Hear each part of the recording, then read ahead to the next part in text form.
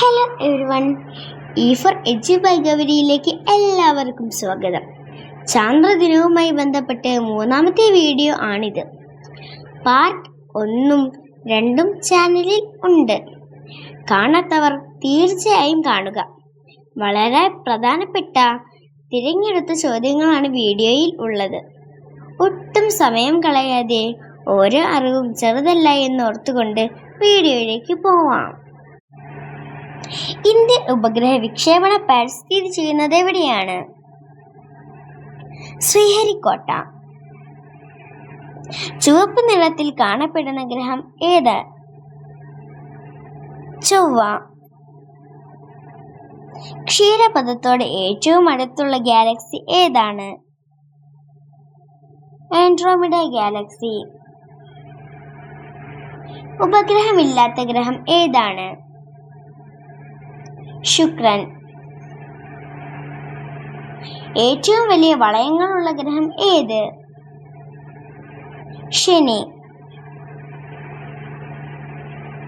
2016 കണ്ടെത്തിയ exoplanet ഏതാണ്? Proxima Centauri b. Sunita Williams, Butch Wilmore എന്നിവർ 2024 ജൂൺ 5 ബഹിരാകാശ നിലയത്തിലേക്ക് പോയ പേടകം ഏത്? Boeing Starliner. ആക്സിയം 4 ബഹിരാകാശ ദൗത്യം വിക്ഷേപിച്ചത് എവിടെ? 2025 June 25 Kennedy space centre, Florida. Axiom 4 Indian ബഹിരാകാശ സഞ്ചാരി ആര്?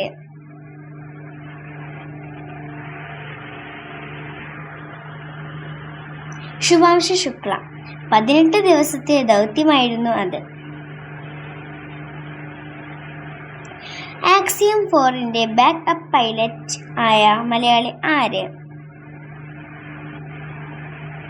പ്രശാന്ത് ബാലകൃഷ്ണൻ. ബഹിരാകാശത്തെത്തി ശുഭാംശു ശുക്ല പറഞ്ഞ വാചകം എന്തായിരുന്നു? സാരേ ജഹാം സേ അച്ഛാ.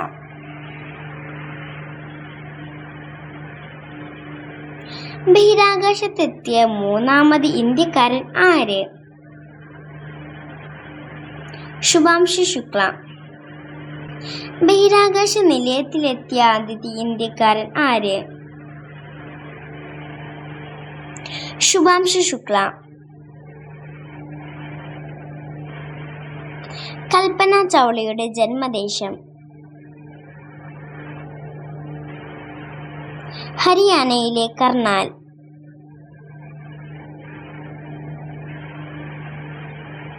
ലോകത്തിലെ ആദ്യ ബഹിരാകാശ വനിതാ വിനോദസഞ്ചാരി ആര്? അനൗഷ അൻസാരി.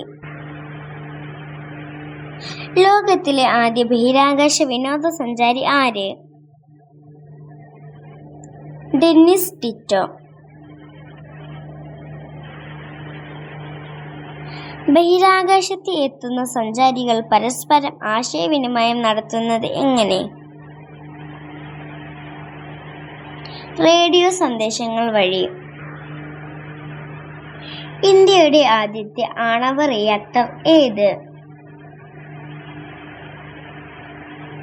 അപ്സര.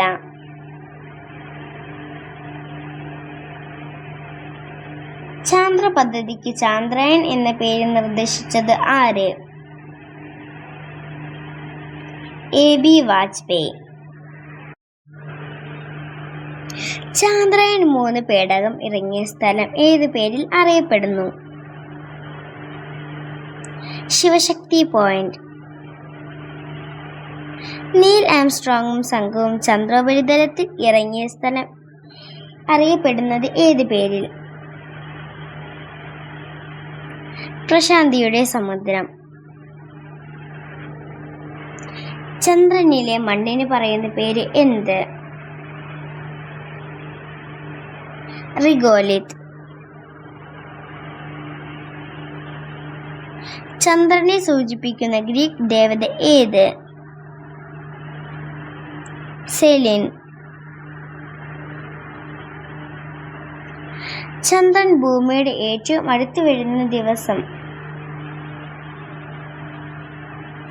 Super moon.